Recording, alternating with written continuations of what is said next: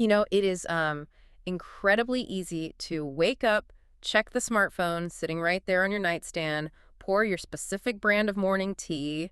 And just go about your day. Right, and you step into a rideshare app car and you feel like you're moving completely under your own free will, like you are making independent choices. Yeah, it feels like a very clean, linear process, right? hmm You want something, you buy it, and that's the end of the story. Exactly, but you think you're making these independent choices, and then you peel back the curtain and you realize you are actually walking through this massive invisible architecture. Oh, absolutely. We like to believe we're the sole authors of our daily routines, but we're constantly interacting with a highly calibrated machine. A machine that's designed to anticipate your needs, shape your desires, and ultimately guide your behavior. So today, we are decoding that machinery. We really are. We're doing a deep dive into some serious source material, specifically a comprehensive university-level marketing textbook called MMPC-006. But don't worry, the mission here isn't to teach you how to run a billboard ad or bore you with academic jargon. No, definitely not. This is a shortcut to being a well-informed consumer. We want to show you exactly how organizations understand your mind, so you basically never look at a shopping aisle or a digital ad the same way again. Because the truth is, most of us hold well, a very narrow view of what this machinery actually is. I mean, when you hear the word marketing, it's super common to immediately picture like a loud television commercial. Or a pushy salesperson. Exactly. Or an annoying pop-up banner on a website. Huh. We tend to view it as this one-way street where a company has a product and they're just shouting at you through a megaphone to buy it. Okay, let's unpack this, because that megaphone analogy fundamentally misrepresents what's actually happening out there. If it's not a megaphone, it is much more like an invisible handshake. An invisible handshake. I Yeah. like that. Right. It's a constant, continuous exchange. The American Marketing Association's definition has evolved way beyond just selling. It's now understood as the process of creating, communicating, delivering, and exchanging offerings that have value. Value being the operative word there. Yes, value is the absolute core of this. What's fascinating here is how that concept of value completely flips the traditional script. Philip Kotler, who is basically one of the founding fathers of this field, distilled the entire industry down to 3 words. Meeting needs profitably. Meeting needs profitably. Right. Think about the exchange process using a service like Uber, which the textbook highlights. You aren't just handing over money for a ride from point X to point Y. Because that would just be a simple cold transaction. Exactly. The actual marketing happens because Uber's is delivering a specific value-like convenience, safety, predictability that builds a relationship over time. They want to turn that single transaction into habitual loyalty. And there's a really specific equation for understanding how you, as a consumer, calculate that value, even if you have no idea you're doing it. The value equation. Yeah. It boils down to this. Customer value equals total customer benefits minus total customer costs. But, and this is huge, cost is not just the price tag. Not at all. I mean, cost is the money, yes, but it's also the time you spent searching for the item. It is the physical energy you expended actually going to the store. Or the mental energy. Yes, the mental friction of comparing 50 different options. The goal for any organization is to increase the benefits while driving down those holistic costs. If a brand does that better than the competitor, you perceive superior customer value and you buy. That mental friction is so real. I mean, it's like when I spend 45 minutes scrolling through streaming options on a Friday night. Oh, we've all been there. Right. The financial cost of watching the movie is 0 because I already pay for the subscription, but the mental fatigue of choosing is so high that I just end up watching a sitcom I've already seen 5 times. Exactly. The streaming service that minimizes that specific mental cost, say, by offering a highly accurate play something button or a curated top 10 list, they win that exchange. It goes even deeper than individual buying choices, too. There's this massive social dimension to the whole thing. Paul Mazur, a major economic thinker, argued that marketing is actually the delivery of a standard of living to society. Which sounds like a massive overstatement at first. It really does, until you look at the real-world impact. Like, take the Jaipur foot, for example. The Jaipur foot is a perfect illustration of this. So, it's a prosthetic limb developed by a nonprofit organization in India back in 1975. Wow, 1975. Yeah, and they realized that amputees in developing nations didn't just need a medical device. They needed a device that allowed them to work in rough terrain, walk barefoot, and squat all at a price point they could actually afford. Which completely changes the design requirements. Completely.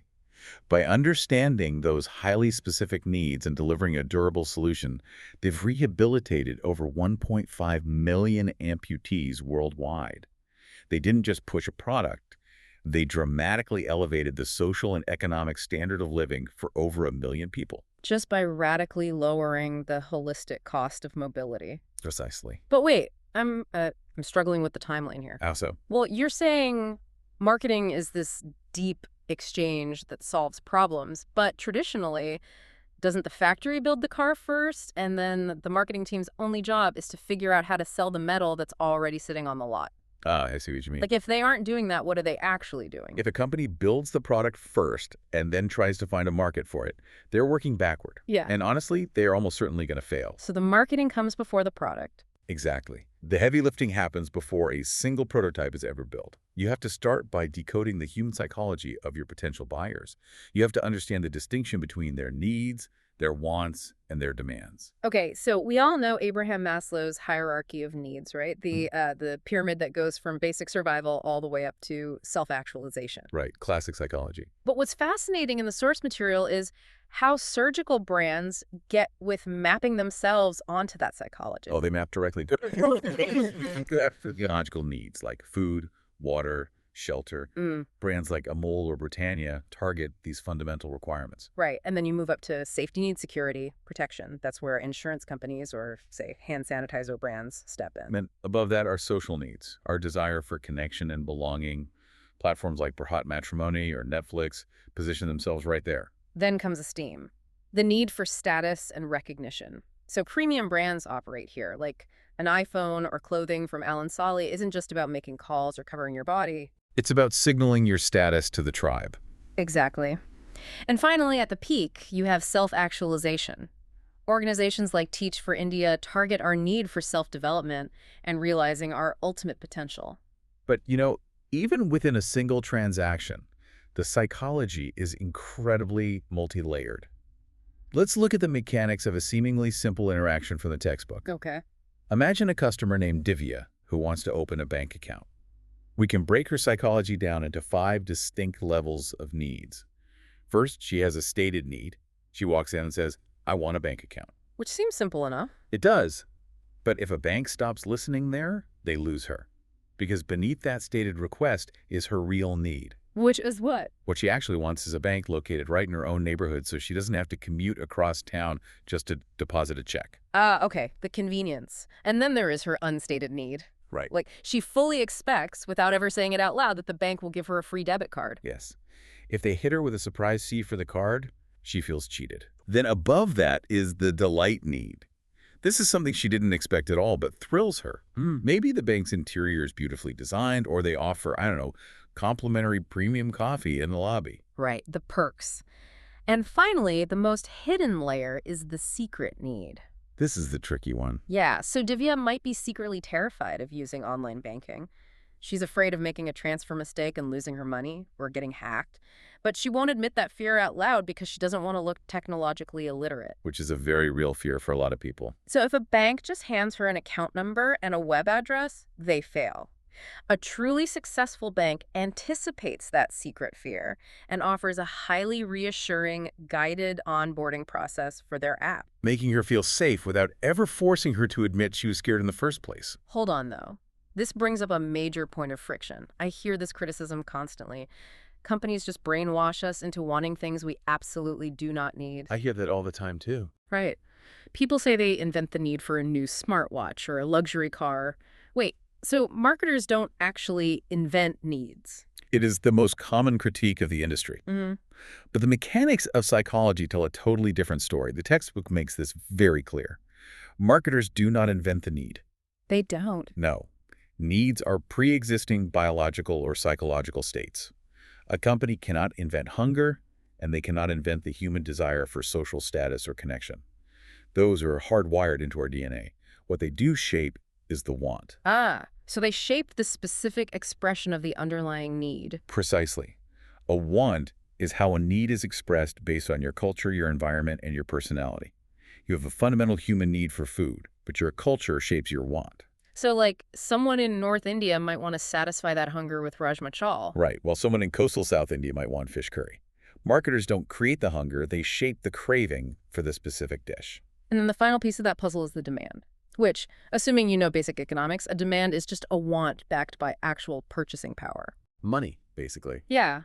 You might want to fly to London for the weekend to watch a cricket match, but if you don't have the cash, it stays a want. The friction for the company is figuring out how to convert that cultural want into an actual funded demand. Yes. And once a company figures out what you need, what you want, and what you can afford, they have to lock in their core business philosophy. Oh. But the corporate landscape is just a graveyard of massive, seemingly invincible companies Yeah. that chose the wrong philosophy. You can really see this evolution historically. Like it started with the production concept, where companies just assumed consumers prioritize cheap, widely available goods above all else. Just pumping out volume. Exactly. The entire focus was on mass production. And we actually saw a stark modern version of this during the early days of COVID-19 with that desperate, volume-driven scramble to produce basic hospital beds and masks. And then companies shifted to the product concept, obsessing over adding more features and making the product better in a vacuum. Completely ignoring whether the customer actually cared about those new features. Exactly. And then there was the selling concept, which relied on aggressive, pushy sales tactics, usually for things people don't wake up naturally wanting to buy, like life insurance or fire extinguishers. Here's where it gets really interesting. The real killer, the fatal trap for so many of these massive corporations, is what Theodore Levitt famously called marketing myopia. Ah, yes. It's a catastrophic short-sightedness. It really is. The mechanism of marketing myopia happens when a company defines its business entirely by the specific physical product it makes right now, rather than by the underlying customer need it's trying to satisfy. So they fall in love with their own product. Exactly. It's like a company obsessing over building the absolute most beautiful, luxurious horse-drawn carriage in the world. They are looking inward at their own craftsmanship, completely ignoring the fact that their competitor across town is busy inventing the automobile. They perfected the wrong thing. Yes. That inward-looking focus is deadly. Look at Kodak. They define themselves strictly as being in the film business. They didn't see themselves in the memory preservation business. Which is what the customer actually cared about. Right, so when digital cameras arrived, Kodak lost their dominance because they were protecting their film infrastructure instead of adapting. Or Nokia. Yes, Nokia, who focused heavily on producing indestructible mobile hardware and completely missed the software and touchscreen revolution led by Apple and Samsung. And the research highlights BSNL in India, too.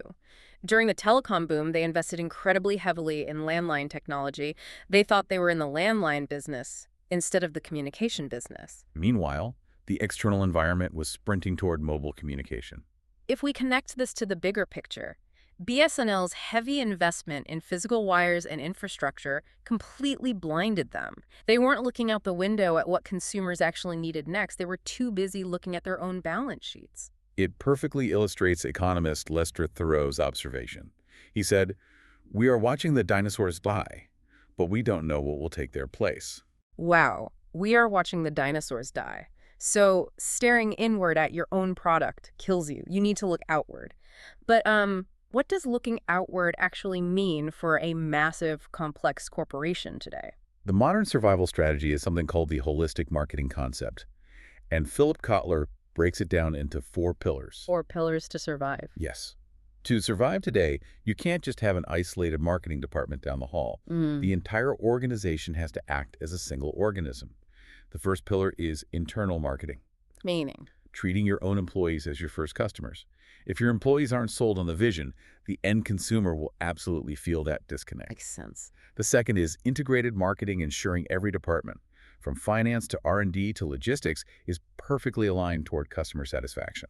The third is relationship marketing. And this is about building a vast network of loyalty. Like, take IKEA, for example. The font story. Yes. Years ago, IKEA changed the font in their catalog to save money across digital and print. And their loyal customers hated it. It just felt wrong to them. People get very attached to design. They really do. But instead of being arrogant and pushing forward, IKEA listened to the relationship. They changed the font back. They valued the long-term relationship over the short-term logistical win. And the fourth pillar is performance marketing.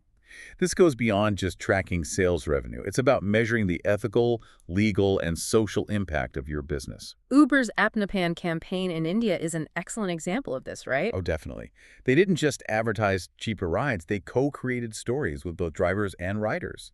They reframed the very idea of personal mobility to build a deeper emotional resonance and social trust. But knowing this philosophy is one thing.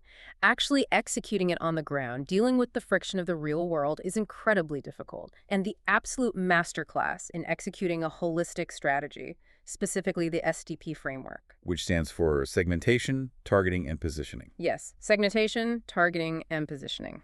The masterclass in this is the story of Fevical.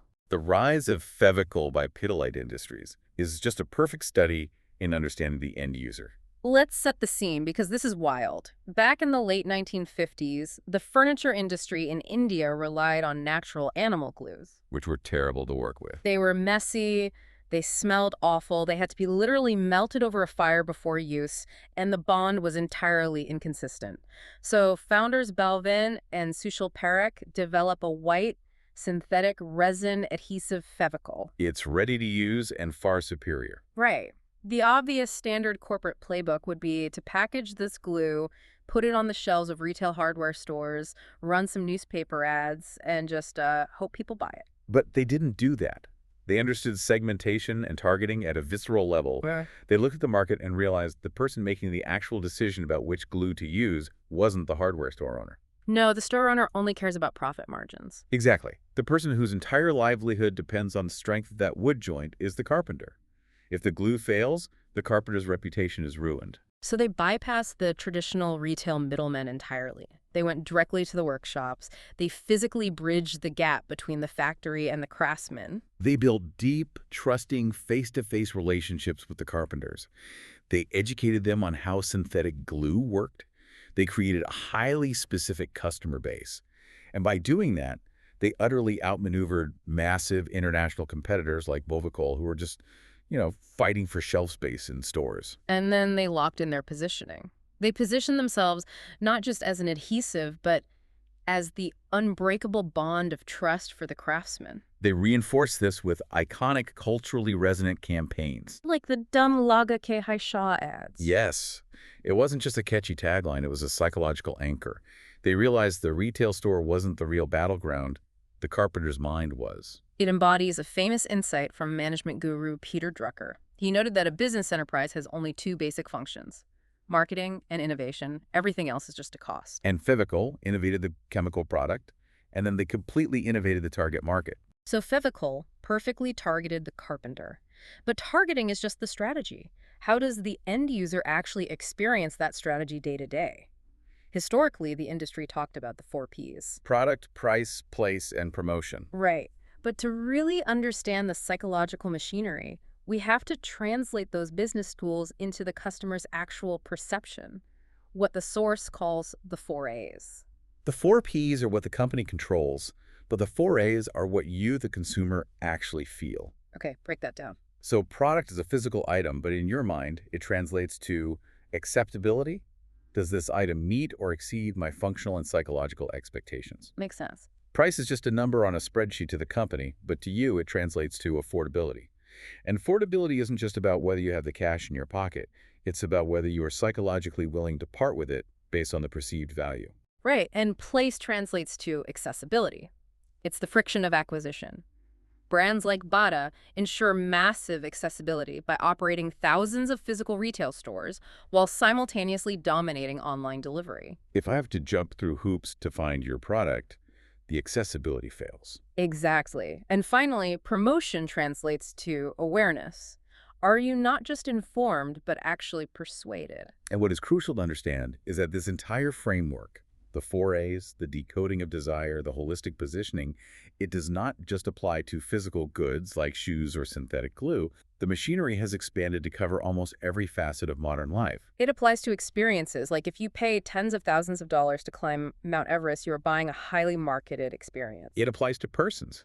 Look at how a corporation like Nike markets Cristiano Ronaldo. He operates as a heavily optimized brand. It applies to information, which is the entire business model of Google. It even applies to ideas. Social marketing relies heavily on these exact same frameworks. Government initiatives like the Swachh Bharat Abhiyan, the Clean India Mission, use sophisticated segmentation and targeting to change deeply ingrained public behavior regarding sanitation. You are marketing an idea, a daily habit, a social good. But this machinery isn't operating in a vacuum. It is a living, breathing ecosystem, and it has to constantly react to the macro environment. The massive tectonic plates of demographics, economics, politics, and technology that are constantly shifting under our feet. And the natural environment. We cannot ignore the impact of natural forces. The ultimate macro-environmental shock was the COVID-19 pandemic. Oh, wow. Yeah. It changed the entire architecture overnight. When the physical world locked down, the metrics for place and accessibility completely shattered. A Criteil report on the industry's response showed that 40% of organizations said the pandemic rapidly accelerated the digital transformation of their entire business model. Over half of them, 55%, said they had to completely rip up and rewrite their strategies just to survive the year. Because the physical touchpoints were gone. Right. They drastically increased their spending on social media, content marketing, and digital infrastructure. The invisible machinery had to rewire its own logic in real time to maintain that handshake with the consumer. This raises an important question. When a global health crisis hits, it doesn't just change public health policy. It fundamentally alters the algorithms, the digital touchpoints, and the accessibility of the products you rely on every single day. The way your smartphone apps are structured right now is different today because of a virus that emerged years ago. It really is. So, what does this all mean? It is profound when you really step back and look at it. We've decoded the shift from the megaphone to the handshake, the hierarchy of our deepest psychological desires. The inward-looking dinosaurs that fail to adapt. Yeah, and the brilliant, outward-looking strategies that actually bridge the gap between a factory and a human life. We've covered a lot of ground today exploring the invisible machinery that shapes our choices. But before you go, we want to leave you with a final thought to mull over. Something to really think about. Building on the reality that these frameworks are actively used to market ideas and organizations, think about a deeply held belief you have. Think about a daily habit you are fiercely proud of, or a social cause you actively champion today. Take a close look at it. Ask yourself, how much of your passionate belief is entirely your own organic conclusion, and how much might actually be the result of a highly sophisticated, invisible marketing campaign that you never even noticed? Think about that the next time you feel absolute certainty about your choices.